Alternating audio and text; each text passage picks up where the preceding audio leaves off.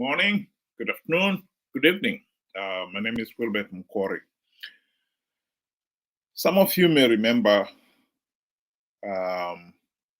this picture. This was the Commonwealth election observer team reporting back on their observations of the 2023 Zimbabwean elections. Their findings confirmed the findings of all the other election observer teams, including the African Union, SADC, regional body's own SADC election observer team, and even Zimbabwe's own Zimbabwe Human Rights Commission. They all found Zimbabwe's 2023 elections flawed and illegal.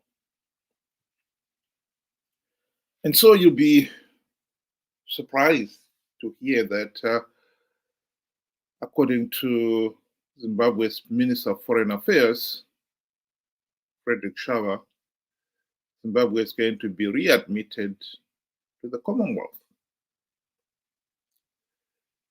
early this coming year. Unbelievable. The one test that Zimbabwe had been set for its readmission was that we should hold free, fair, and credible elections. Zimbabwe was, well, it wasn't booted out of the Commonwealth in 2003, when it became very clear that the country was going to be booted out. We jumped. Mugabe preempted and walked out of the Commonwealth. And ever since, we've not been a member of the Commonwealth. When Mnangagwa staged his military coup in 2017, one of his top priorities was this re-engagement. He was so cocksure that he had reformed the country. He was convinced he was going to be readmitted to the Commonwealth, or the sanctions lifted. Zimbabwe is open for business. That did not happen, of course. The Commonwealth said, well, okay, if you hold free, fair, and credible elections in 2018, we'll readmit you. And lo and behold, those elections were not free, fair, and credible either. And so Zimbabwe's application to be readmitted in the Commonwealth was put on the back burner. So what has happened? I think the Commonwealth, just like SADC, have realized that Zimbabwe will never make it. The criteria for free, fair, and credible elections, the bar is just too high for Zimbabwe. We'll never jump it. And so what's the point of insisting that we meet those criteria when it's clear we'll never make it? And I can understand why. I've been one who has argued that when SADC election observer team condemned Zimbabwe's elections, that SADC would step into the breach and say, no, you can't get away with this, and do what they did in 2008, when the country was forced, when Zanu PF was forced to go to sign the global political agreement which gave birth to the GNU, the primary purpose of the GNU was to implement the democratic reforms so that Zimbabwe, or ordinary Zimbabweans, could finally enjoy the basic freedoms and human rights, including the right to a meaningful say in the governance of the country through free, fair, and credible elections. That was the primary purpose of the GNU. It's shocking that many Zimbabweans, including intellectuals, this is the real big surprise, including intellectuals, supposedly the cream of the la cream of the country, many of them, even today, do not even know what the democratic reforms are all about, much less that the GNU of 2008 to 2018, its primary purpose was to implement the democratic reforms. As for the opposition, yes, when they launched the party, Morgan Tsvangirai and Company, in 1999, they promised that they would deliver the reforms, and hence the party's name, Movement for Democratic Change. They were the movement that was going to deliver the democratic change the nation was dying for. I think, to be quite honest, most of the MDC leaders had no clue what those reforms are, were, and still are even today. Absolutely no clue. And so when they were in the GNU, this was their golden opportunity to implement the reforms. There's no surprise at all that they failed to implement even one meaningful reform.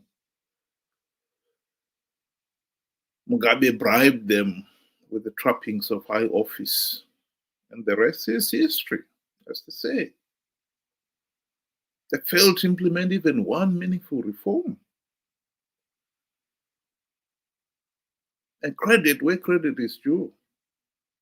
SADC leaders, particularly South Africa's Minister Lindiwe Zulu, nagged Morgan Tsvangirai and his MDC friends during the 5 years of the GNU to implement the democratic reforms. But to no avail. Not even one token reform was implemented. And so, after the 2023 elections, which SADC election observers had condemned, when people started speculating whether SADC was going to really stand firm and say to and hold Zanu PF to account, many people, well, some people, not many, some people, including myself, while we wished that SADC would do so, we doubted whether they will. And in the end, it looks like SADC decided to do nothing about it. And so it comes as no surprise at all that the Commonwealth, too, has given up on Zimbabwe. To be quite honest, it's not so hard to see why. The main opposition itself, not only did they fail to appreciate what the reforms were all about, and that the GNU's primary purpose was to implement the reforms during the GNU itself, they still do not appreciate it even now. They participated in these 2023 elections, knowing fully well that the election process was flawed, that Zanu PF was rigging those elections, and that by participating, they were giving Zanu PF legitimacy. And still they participated out of greed. Even when SADC, the AU, and the Commonwealth here,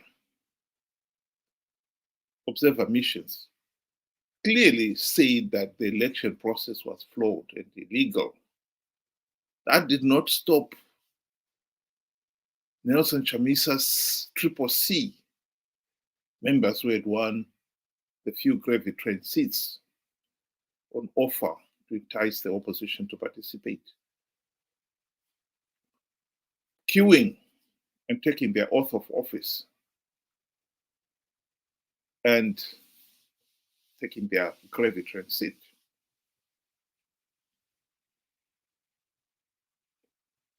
I think if I was a SADC leader myself, I would have sat back as well and say, well, even if we say we should deny Zanu PF political legitimacy, to what end and purpose?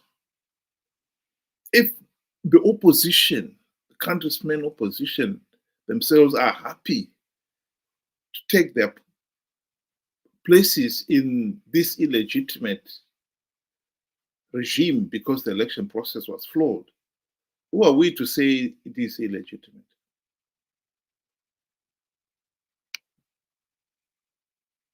And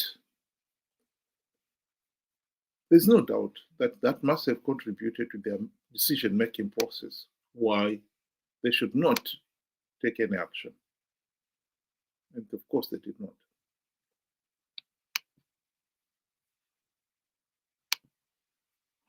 This is a scene a few days ago in Parliament. The police had to be called in to take out the CCC elected members. They had literally glued themselves, super glued themselves to their gravy train seats. They had to be prized off the seats.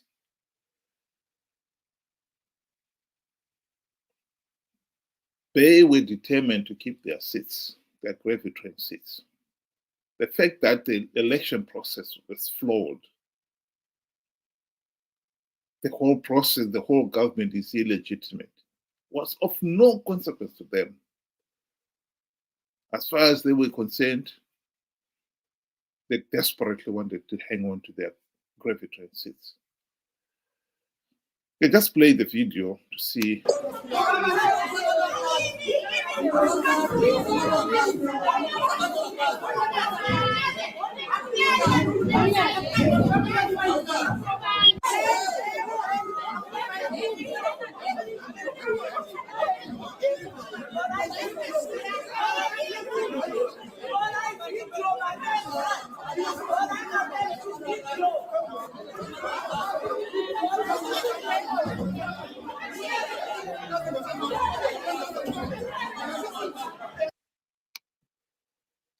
Well, those were the CCC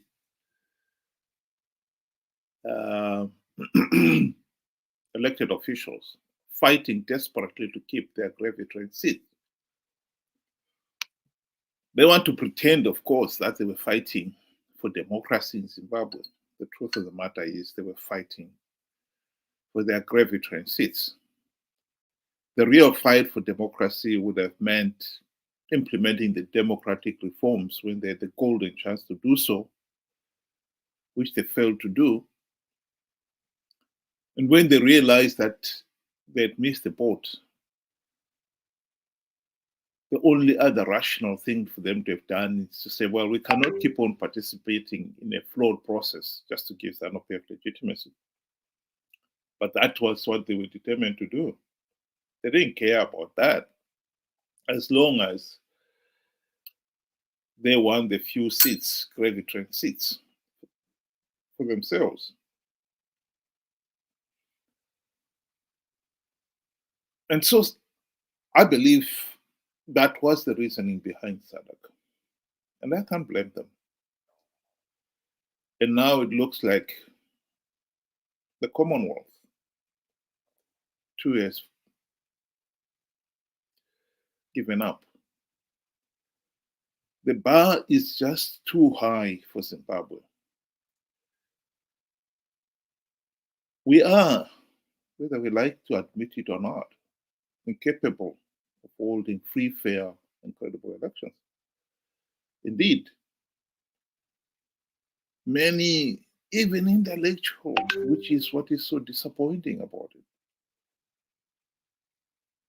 professionals out there, they really don't know what constitutes free, fair, and credible elections. And so, what's the point of insisting that Zimbabwe must hold free, fair, and credible elections when we clearly don't even know what constitutes free, fair, and credible elections? When the main opposition themselves are happy to participate in these flawed elections. Indeed, Nelson Chamisa, who is the leader of the main opposition, was so hell-bent on participating in these elections, he was prepared to lie. In 2018, when he was the candidate for the MDC alliance, when he was faced with the repeated questions, why are you participating in these flawed elections without reforms, when you know Zanu PF is going to rig these elections? His reply was, MDC has come up with stringent measures to stop Zanu PF rigging the elections. Of course, people ask, what are those stringent measures? Oh, we can't tell you.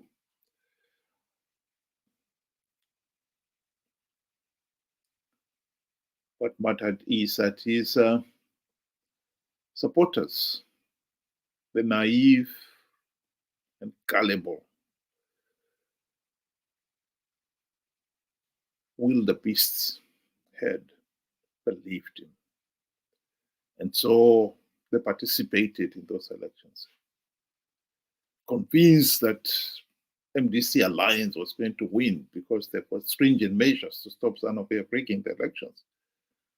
Of course, we know he didn't. And Zanu PF rigged the elections. And these 2023 elections, he repeated exactly the same thing. The lady we see in the center of the picture there was Fadzai Mahere. She was then the spokesperson of CCC. Just a few months before the elections, she was invited to the UN conference somewhere in Europe, Geneva, or wherever. And I think most of the delegates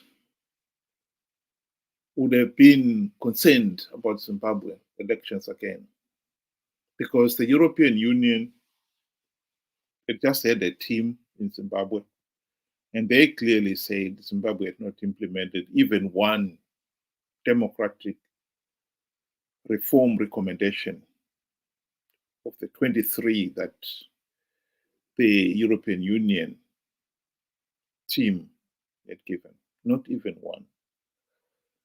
And so they were worried that, are we looking at Zimbabwe holding yet another rigged election? And it was none other than Fadzai Mahere herself who told that UN conference that CCC was going to win those elections. All these political machinations by Zanu PF was just proof that Zanu PF was in a panic because they knew CCC was going to win these elections.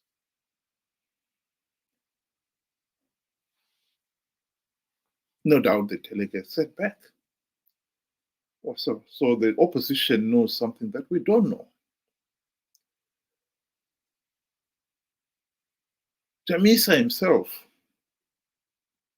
the leader of CCC, even with all the evidence that Zanu PF was rigging 2023 elections, frog marching people and Zanu PF rallies, bribing officials, including judges, clear proof that these elections were not going to be free, fair, and credible. And yet, we still stood up and said CCC was going to win big. We have plugged all the vote rigging loopholes, he said. Of course, he was lying. All these lies were necessary because he had, the party was hell-bent on participating in these flawed elections for their share of the few seats that they know Zanu PF has got to give away to give the impression that Zimbabwe is a healthy and functioning democracy. So they had to participate. And they were after those few seats. And so they participated.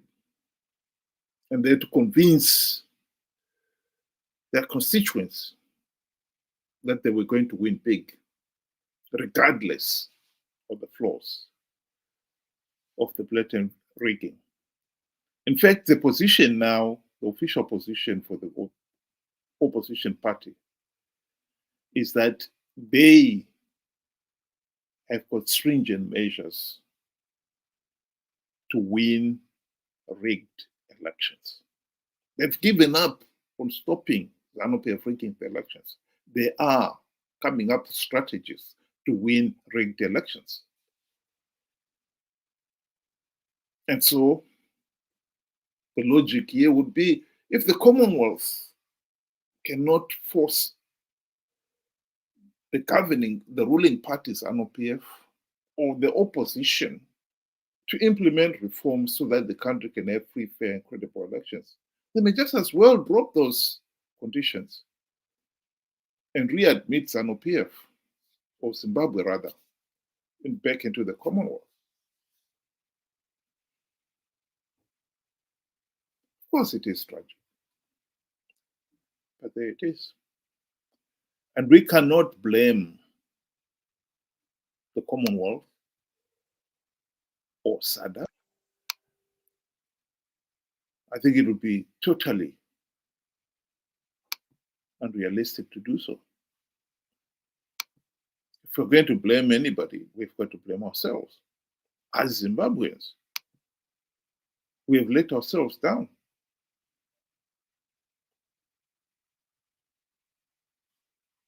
We have failed to come up to hold free, fair, and credible elections.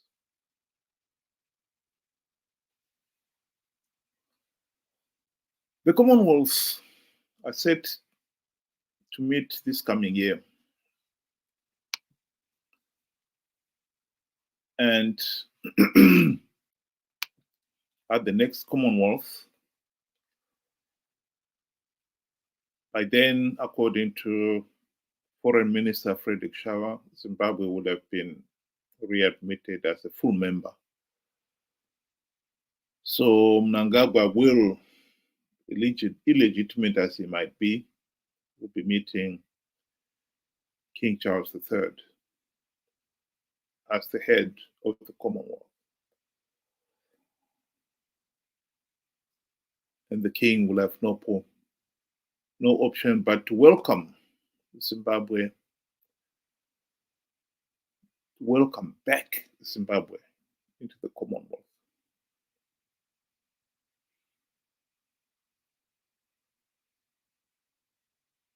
And I don't think the Commonwealth will in future ever insists on Zimbabwe holding free, fair, and credible elections, what's the point? Why state standards that you know they cannot meet? Just as SADC itself, in future, I don't think SADC would be sending an election team, and if it should condemn that the elections are not free, fair, and credible, would want to do anything other than acknowledge the report and put it aside. Because even SADC has accepted that we in Zimbabwe, we are incapable of holding free, fair, and credible elections. That is a bar that is just too high for us. We'll never clear it. So there's no point. We may just as well lower the bar. And that's what they've just done.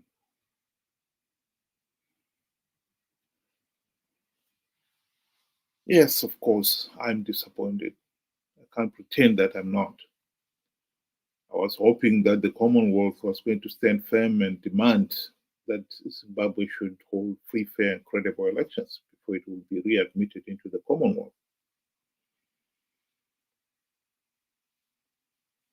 And lowering the bar is not going to help us attain at those goals. Readmitting Zimbabwe with that has failed to hold free, fair, and credible elections will only boost Zanu PF's position that they don't have to hold free, fair, and credible elections. If I was Zanu PF, I would do exactly the same. Why would I want to implement any meaningful reforms and hold free, fair, and credible elections when I know that I will still be readmitted? And I think readmission into the Commonwealth will open many other doors. We know the European Union already had removed many of the sanctions. I think if Zimbabwe is readmitted to the Commonwealth, the European Union, if there are still any meaningful sanctions still left, they will all be scrubbed. The only country probably that will still hold its position is the Americans. But I don't think even they would want to escalate the situation. Strictly speaking, they should. The present economic sanctions, including ZHRC, were imposed in 2001 or thereabout, nearly 20 years. And if that has failed to produce any meaningful result, I think the rational thing would have been that they should have been revised and fine-tuned so that they can bite. But with everybody else throwing in the towel, I think the Americans, if they hold fort, that is probably the best we can expect from them. Otherwise, they'll be tempted to throw in the towel too. And so we have been our own worst enemy, particularly Zimbabwe's so-called intellectuals. I can't believe that in this day and age, so many have absolutely no clue what the reforms, the democratic reforms, were about, much less that the GNU its primary purpose was to implement the reforms. And they are the ones who have been cheering and applauding the corrupt, incompetent, and utterly useless MDC leaders. They've been on the opposition, on the political platform for the last 23 years, including 5 in the GNU. and they failed to implement even one meaningful reform. And it is the intellectuals, Zimbabwe's intellectuals, who have been the cheerleaders of the opposition all along. Indeed, criticizing the opposition in Zimbabwe has become a very risky thing. There are some people there who believe that the opposition leader, Nelson Chamisa, is nothing short of a god, infallible. And to hold him to account for anything at all is sacrilege.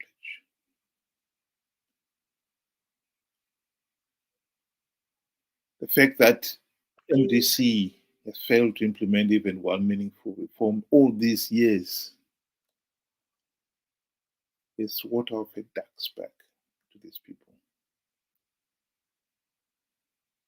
If these intellectuals, the country's creme de la creme, do not even understand what the reforms are necessary for free, fair, and credible elections, how can we expect my aunt in the Zimbabwe rural backwaters to know any better?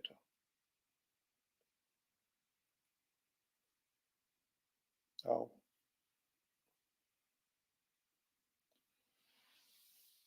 It's a sad note to end, but there it is. Zimbabwe is a failed state, and at this rate, given the performance of our so-called intellectuals, it is hard to see how the country will ever recover from that. It is sad to say, but it is true. Thank you very much for listening, and good night.